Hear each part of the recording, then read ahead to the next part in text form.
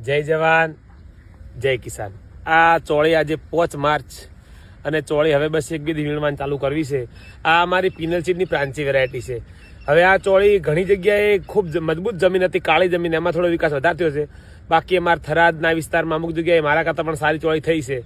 તો ખરેખર આપ સૌના આશીર્વાદ, અમારા પરિવારની મહેનતનું આ પરિણામ છે। અને યુવાનો થોડું થોડું લોકો વિરોધ કરશે, તમે થોડી સહનશક્તિ રાખજો।